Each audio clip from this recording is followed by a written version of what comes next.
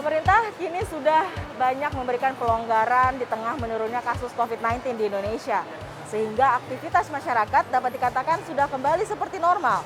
Hal ini tercermin dari jalanan yang macet, pusat perbelanjaan yang ramai, dan juga pasar yang berdesakan. Ekonomi sudah menuju normalisasi. Tapi apakah benar sudah normal? Kita akan cari tahu jawabannya ke pedagang di Pasar Tanah Abang. Yuk ikutin saya.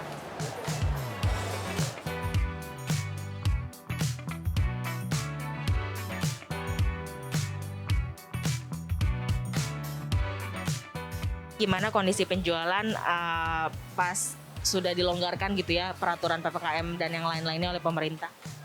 Sudah mulai ramai pengunjung dan juga online offline tetap stabil gitu. Peningkatannya berapa persen ya dibandingkan sebelumnya yang ada pemberlakuan PPKM dan PSBB? Sekitar 75%. Online sendiri apakah ada penurunan? Soalnya kan sekarang sudah dibuka kembali nih ya, orang-orang sudah ramai, sudah bisa belanja ke Pasar Tanah Abang langsung gitu kan, udah bisa beli langsung. Untuk di toko kita sendiri sih untuk online itu tetap stabil. Karena masih banyak pelanggan di luar kota yang masih menggunakan sistem online. Gimana kondisi penjualan setelah PPKM ini sudah kembali dilonggarkan oleh pemerintah? Oh, pastinya terus membaik ya setelah dilonggarkan, membantu banget buat para pedagang. Orang jadi berani datang ke Tanah Abang, kayak gitu sih. Ada peningkatan penjualan berapa persen kira-kira? Oh, pasti peningkatan penjualan dibantu Lebaran pasti meningkatnya lumayan, hampir mungkin 2 kali lipat kali dibanding biasa. Yang PPKM itu diketatkan kan ya, itu ada penurunan penjualan nggak sih? Oh, pasti itu berat banget buat kita para penjual karena yang jadi pengunjung pada nggak berani datang. Jadi pengunjungnya juga pasti sepi gitu, pasti berat lah buat kita. Saat PPKM itu ada peningkatan penjualan di online nggak sih atau sama aja?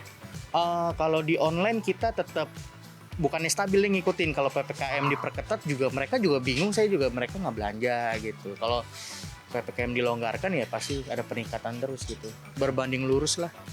Kemarin kan sudah dilonggarkan, orang-orang sudah berani datang ke Tanah Abang langsung untuk berbelanja gitu ya. Untuk online-nya sendiri penjualannya ada penurunan atau tetap sama aja? Tetap meningkat juga sama, jadi offline-nya meningkat, online-nya juga meningkat. Mungkin kebantu Lebaran juga kali ya.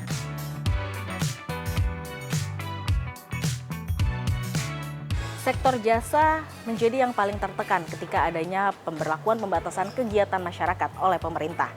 Nah, di tengah sudah dilonggarkan ya peraturan tersebut, apakah sektor jasa sudah juga kembali normal?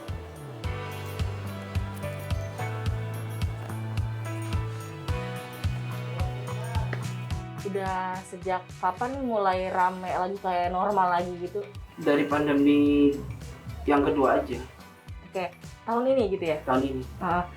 Semenjak ada pelonggaran PPKM itu ya? PPKM dari PPKM 4 aja udah agak mending, nggak terlalu sepi banget. Kalau dibandingin dari sebelum ada pandemi tuh normalnya ini udah kembali normal apa masih belum?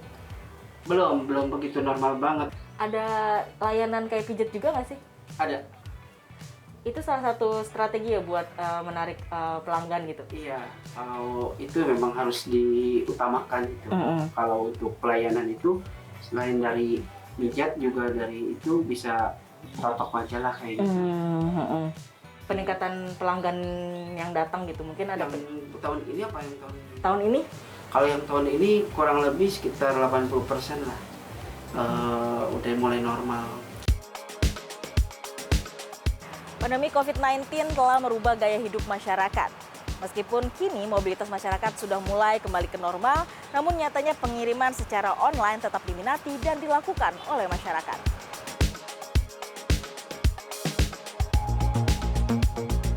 Nah, sekarang kan sudah masuk mulai era new normal 2.0 gitu ya. Jadi udah mulai pada offline kembali. Nah, kalau pengiriman ini sebenarnya masih tinggi atau ada penurunan? Pada dasarnya sih kalau misalnya kita bandingkan dengan kondisi ketika PPKM di tengah tahun lalu gitu ya, itu sangat berbeda.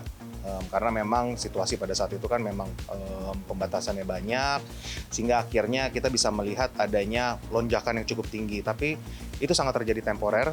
Seiring berjalannya waktu, saya rasa pertumbuhan secara konsisten sudah terjadi karena didukung oleh beberapa hal. Kita melihat ada consumer trend nih yang mulai berbeda.